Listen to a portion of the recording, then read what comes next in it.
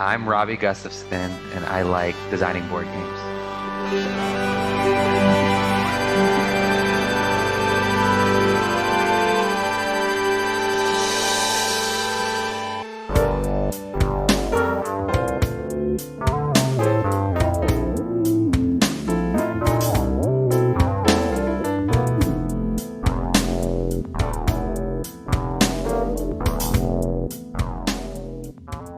Welcome to What Do You Like, the podcast where we try to get to know a person through their passions and hobbies. Today, we're speaking with Robbie Gustafson. I've known Robbie for, 31, 27 years, something like that? Yeah, 27 years. Known yeah, you it's weird. since preschool. But yeah, I mean, I'm really thankful you're able to jump on this with me. No problem. This new venture I'm on.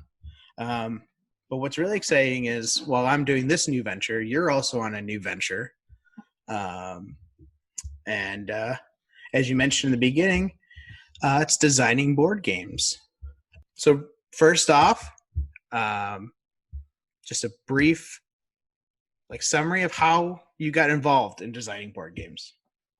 Sure. So, like, very, this is very broad, but I've always liked doing different creative hobbies. So I've kind of jumped from different ones throughout my life. But the last couple of years, I hadn't really been doing one. Before I had been writing, and before that, I had been making music in high school with you. But then for a few years, I haven't really been doing anything. And at the same time, I had gotten more and more interested in board games. I had been going to Gen Con every year for a few years, also with you. And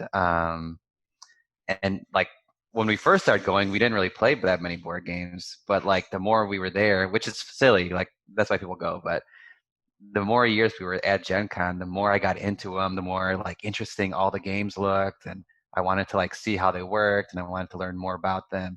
So over the last few years, I've just gotten more interested in games, watching videos, trying to play games when I'm at Gen Con, trying lots of different games and learning about them.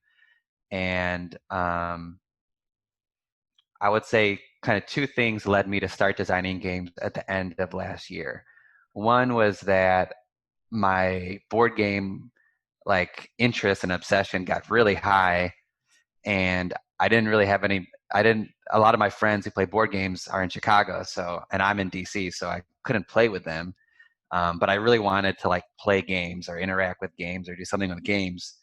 And then the other thing was that in December, this is more minor, but in December I went to PAX Unplugged, a convention with our other friend Suresh, and we were playing this really simple kind of wacky racers type of card game where you're racing these go-kart kind of Mario Kart-like characters around using cards.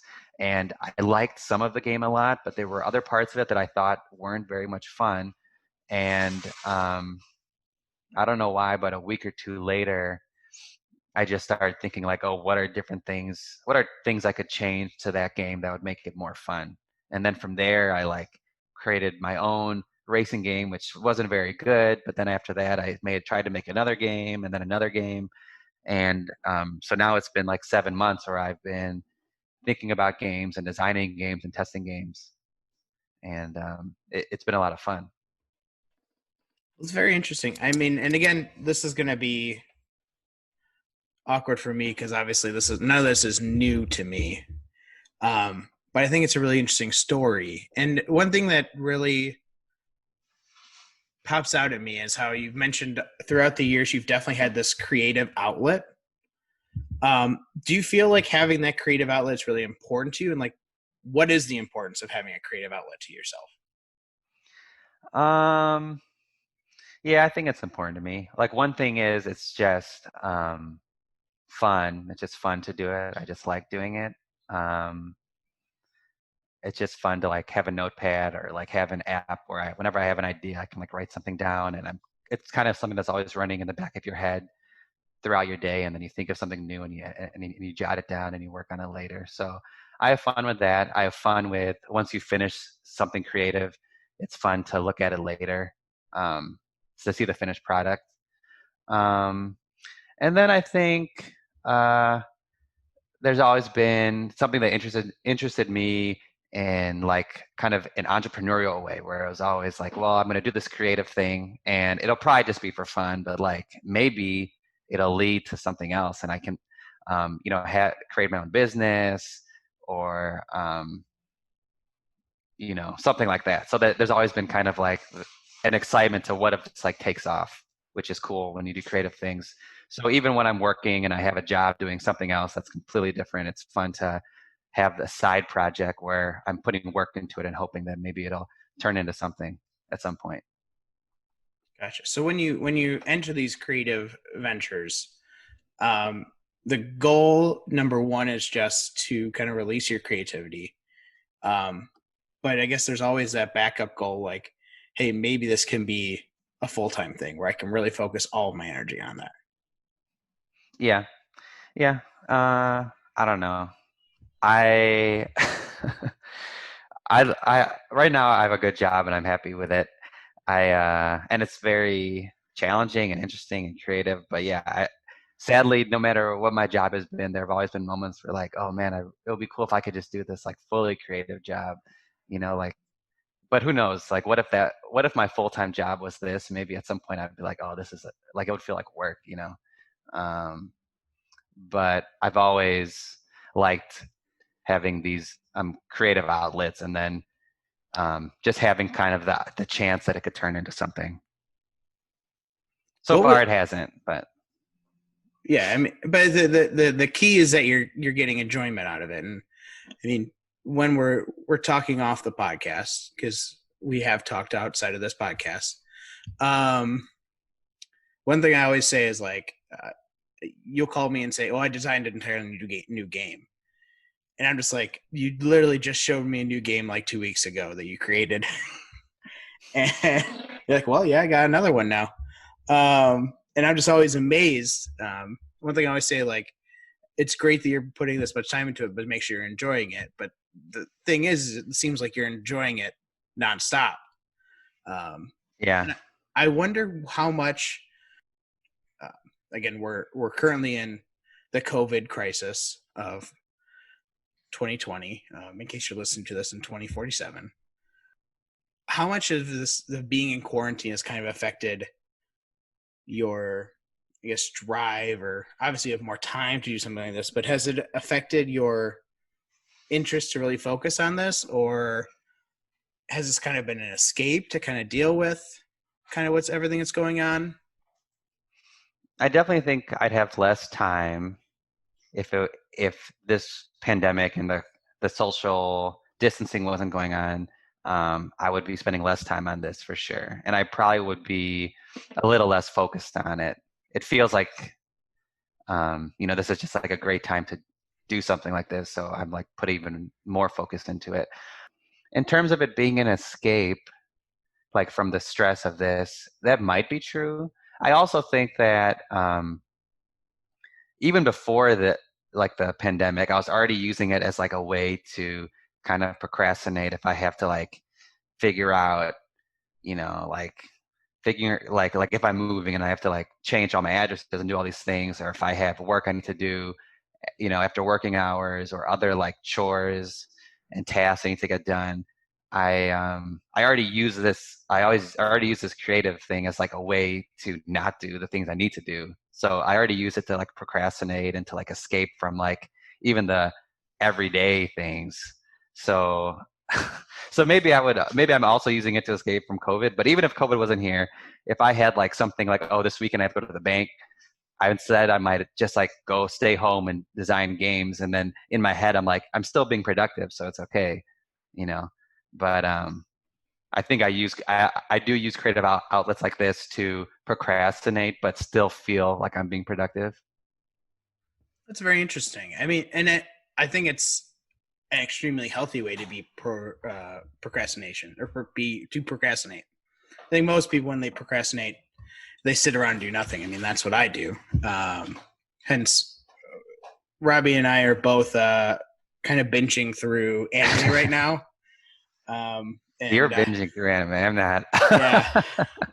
So like a way that I can procrastinate is I'll just put on an anime show and then binge through 10 episodes in a row and just kind of go through that. But I mean, I think it'd be a lot better if my outlet for procrastination was, well, let's develop this entire game system that others can enjoy. So I think Well, now you're making a podcast, so that's the new outlet. that's exactly what I'm thinking. And also really a drive for this podcast is that I don't really need to prepare for it because it's just a conversation, and it's going to be different every time. I mean, today we're talking about your board game design, which is really interesting. Next time it could be about anything.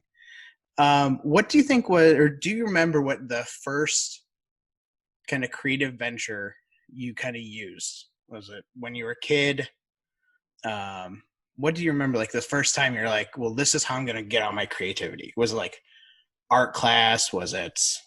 I don't know. That's a good question. I remember with you and like our other friends, we were making movies in middle school.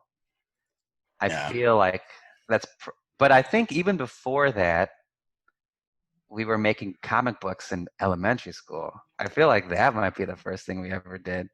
Do you remember Yeah, that? I do. I remember I was always the villain. Yeah, you were Jeremy Wormy. Jeremy Wormy, yeah. When was that? Was that like fourth grade, maybe? I don't know. It must have been. Something around there. Okay. So that was a long time ago. So that was like the first time you can remember like some sort of creative outlet that you kind of used. Do you know? Yeah. Yeah, this might be hard. Like, do you know kind of what was going on in your life right there that you feel like that's when you started to express yourself? I'm not sure. I think I was just hanging out with you and some other friends, and like this was just like it just seemed like a fun thing to do, was to make us all superheroes and like make a story with it. I don't know. I think back then, so like now since we're adults, we have things that we have to do, so it's like a way to procrastinate. But back then we didn't have anything that we had to do, so it was like just a way to like spend time and have fun. I don't know. Anyway, it was really fun. I think that comic book we wrote, we only made one, but I think it's still somewhere in my mom's house. I think so. I feel like not that long ago, I found like a sketchbook that had some of the characters. I don't know why I had it, because I didn't sketch any of them. That was really weird. I remember you gave that to me. Yeah, I think it was like a surprise gift. So we'll say late elementary school is kind of when we started to. I say we. I didn't do anything. You did everything. You just used friends as character inspiration.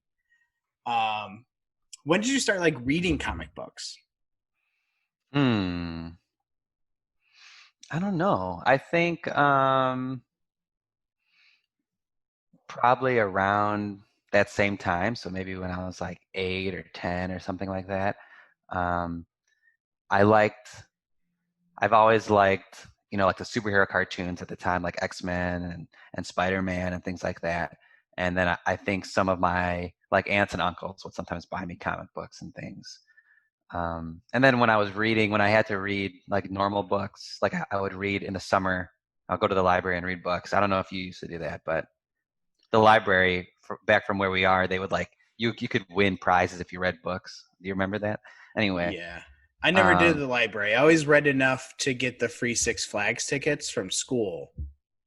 But I didn't do that. I should have double dipped. I did the library. Done the there were a lot of prizes. You could have got prizes. Anyway, I would read like Greek mythology, which sort of felt like superhero comic books, because they had like superpowers and they were fighting monsters. Yeah. So that was, I don't know, 3rd and 4th grade, something like that. Interesting. I can almost see like a through line though, from like that kind of birth of your creativity all the way up till now. Because I mean, the games you're designing, I mean, there's a fantasy aspect to it. It's not like you're designing a go to the office, file papers. And even like throughout, like when we were creating our videos in like middle school and high school, like they were some weird stuff. I mean, stuff that, again, this is 2020. We've learned a lot. We're no longer children that we would be embarrassed of, but like we've made like that was kind of our creativity. And then, so one thing we really haven't hit on, we mentioned it briefly at the beginning, the musical aspect of your creative expression. Mentioned how it started with creating comic books, moved into creating movies, and then moved into creating music in like late high school and then going into college. What kind of drove that transition in your creative expression? Well, I don't know. Like I don't know why did we make music? I don't know the answer to that question. It's weird that we ever even did that. I think it's weird that we did anything that we ever did. Yeah. I remember, I think right before we started making music, I think our friend from high school, Weston, he was making music and he's not a musician either. So I was like, well, if he can do it, we sort of felt like, oh, well, maybe we can try. We can give this a try too. Um, so our music kind of started as more joke music. Oh, you know something else that I think inspired us, or may at least inspired Rollins, is I think like Soldier Boy, right? Like Yeah. Rollins was listening to all these, was it SoundClick or something? Do you remember what that was called?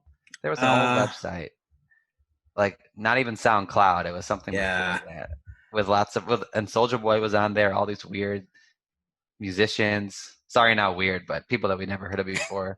Yeah. And you know, there were lots of instrumentals that you never would have found anywhere else. Maybe it was SoundClick. I can't remember what it was called, but I think we had kind of seen all this DIY music going on, and we started to do it. And I'm not sure.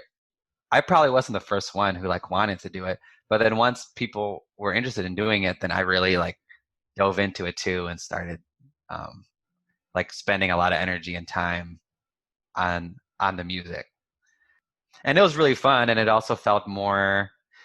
Um, when you're making like superhero comic books or like the silly movies we were making, those felt like really at the time, like looking back at them now, they feel like less mature. But when we were making music, it almost felt like we were making professional music. Not the best music ever, but it felt like um, it didn't feel as amateur as the things we were doing in middle school.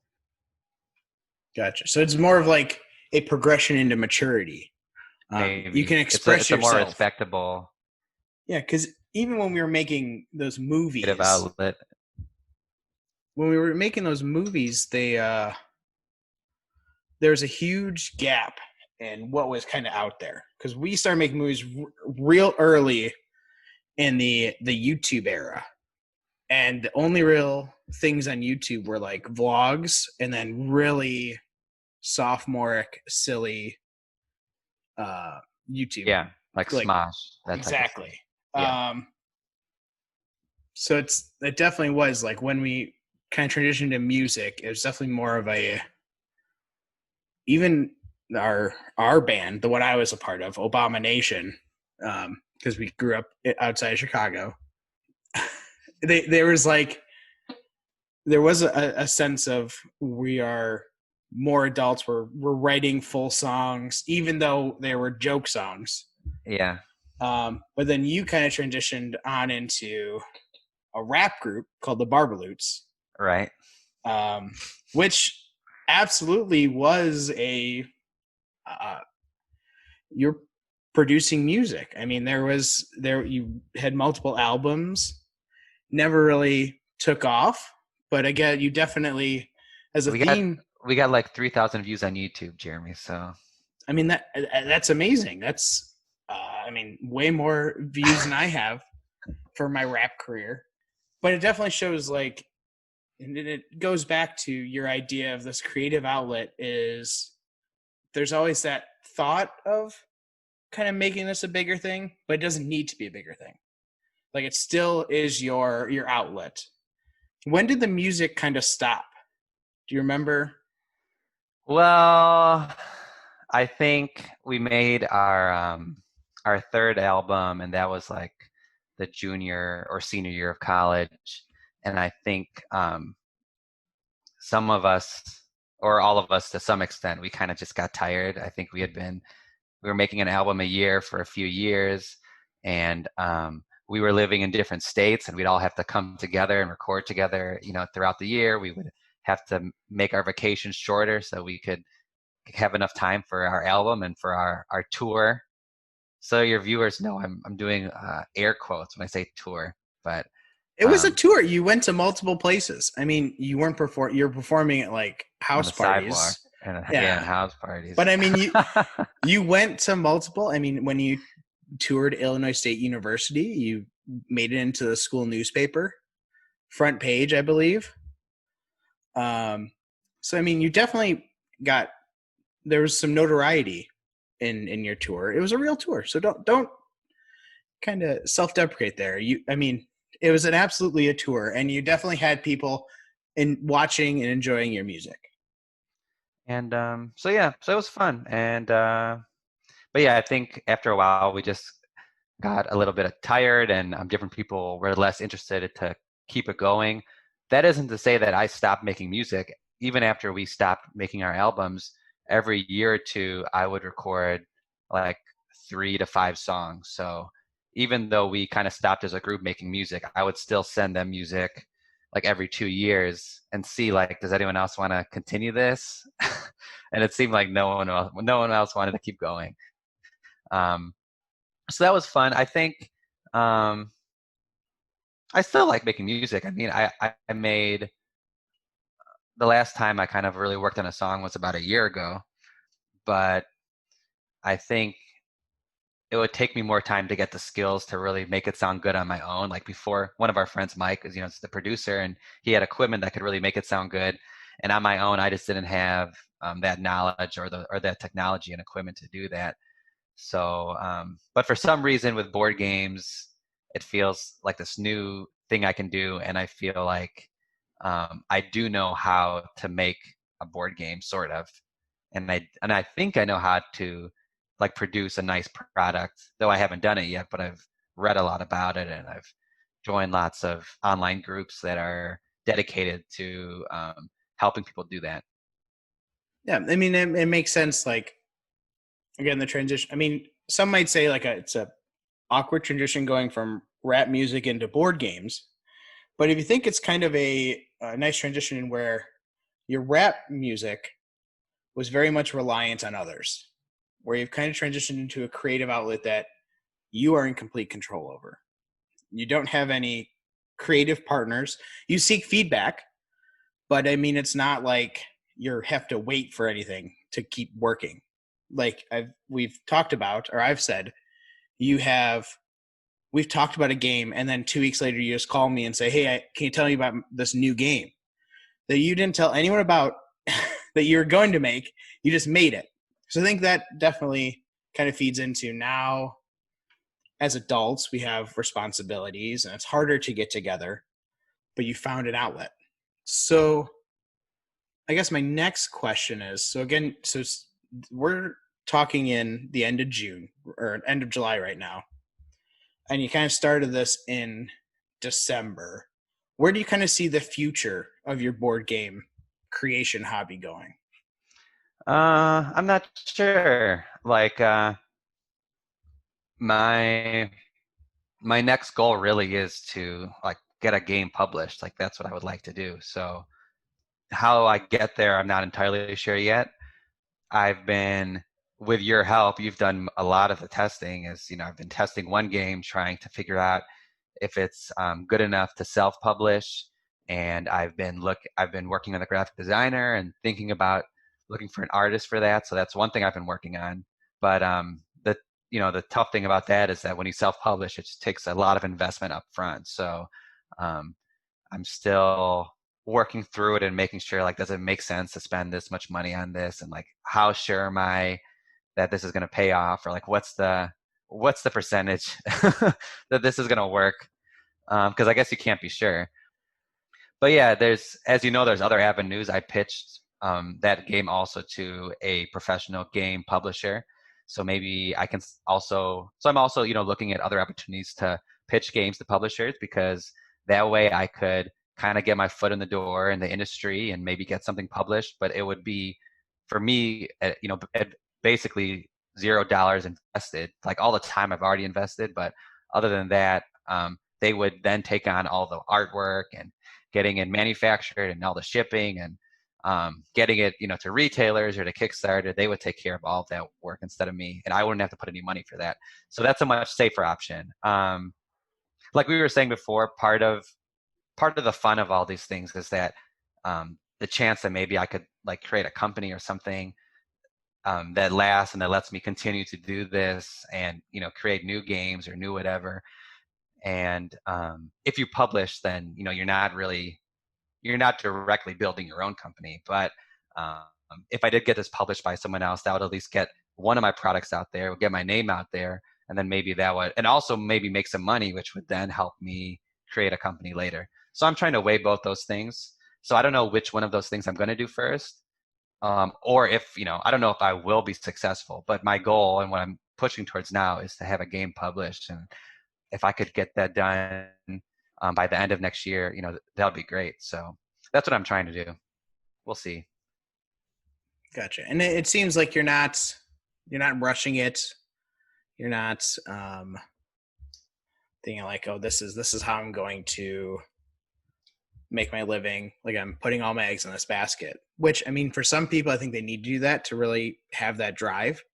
But it doesn't seem like you need to do that. Like you have the drive to just have the creative outlet, which I think is really healthy. And I think it's really interesting that you both have this idea of, I need to get my creativity out. I need to create something, but you're also thinking practically about it and the possibilities from it. I think that's a really exciting kind of combination that could lead to something really successful down the line. And I mean, I've played multiple of your games, including the one that you were talking about.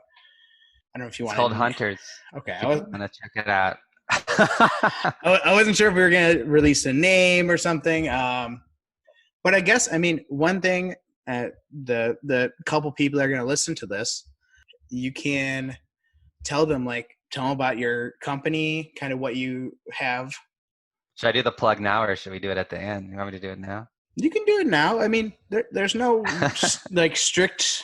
I mean, I think we're kind of winding down anyway, so Yeah. so definitely tell people how they can get in contact with your company, and kind of what the audience can do for you. So my company is called Massive Cat Games. Massive Cat, like a big cat, games. And with some help and prodding from you and our other friend Mike, I kind of over the last week have increased a lot of the visibility of it online. So you can find us at massivecatgames.com. You can go to Massive Cat Games. We have a YouTube channel. We have a Twitch channel. So that's massivecat_games. We have a Facebook page. We have an Instagram, which has nothing on it. And we have a Twitter, which has virtually nothing on it. But those are the places you could find us if you want to. We already are streaming some playtesting of some of the games already, which you can watch. And we're putting those on YouTube so you can watch them later if you don't catch them live.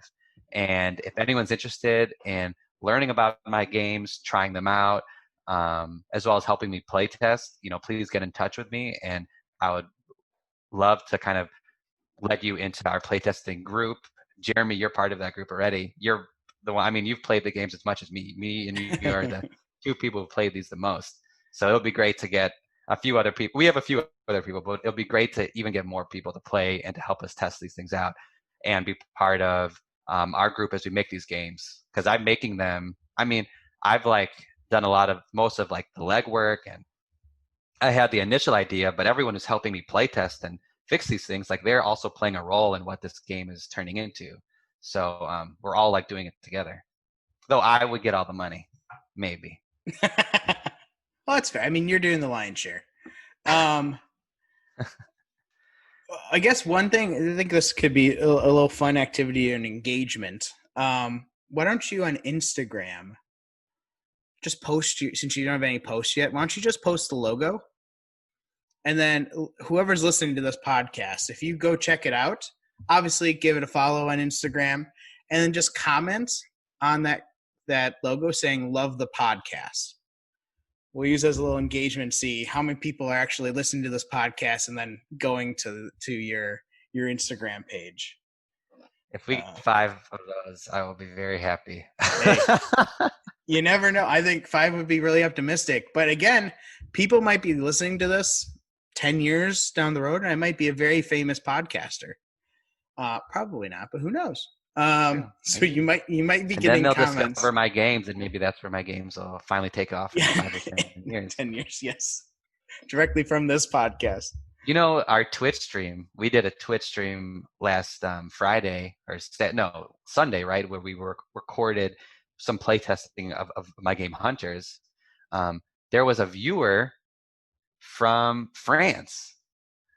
Really? Someone from France watched. I think they left after like 5 seconds, but they were watching. So we are already expanding our brand, your brand, my brand. I don't want to say we're just brands. We're people and we're artists, but yeah, we're getting more visibility, I guess. I wondered when we were up to a certain number of streamers, I'm not going to say, who that extra person was. I guess a French person. A French person. Interesting. Wow, that's exciting. But yeah, like as you said, still developing these games, definitely still a process. And if you want to be involved in that process, definitely reach out. If someone wants to be like playtester, is there an email they can email you at? So you can find us all on my website, or you could comment on any of those platforms I mentioned. But if you just want to email, my email is robbie@massivecatgames.com. So that's ROBBIE @massivecatgames.com. Perfect. No Y.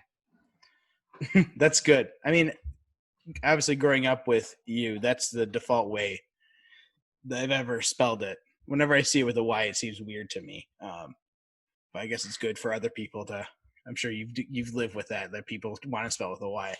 But great. That's. I mean, it's really exciting stuff. You're definitely showing, like, you definitely have a passion for this, and I'm really excited to see kind of where it develops. Maybe we'll have you back on in a few years. And I'm successful. Yeah. Maybe. I mean, at the very least, in a few years, you will. I mean, you'll definitely have.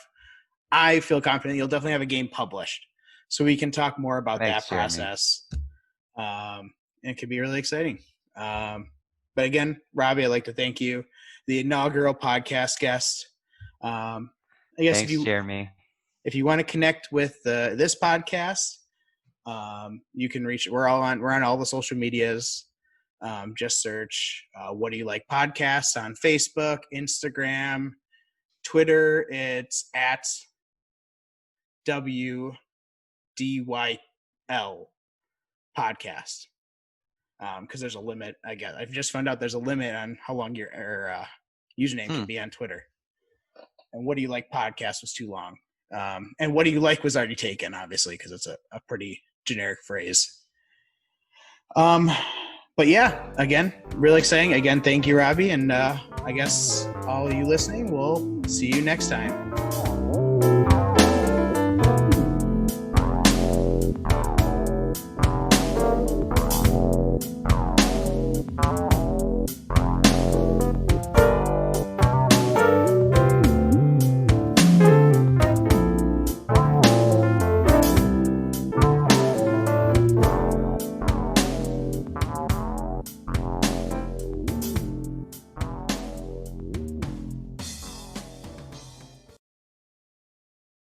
Okay. I'm Jerk Butt, and I like making board games.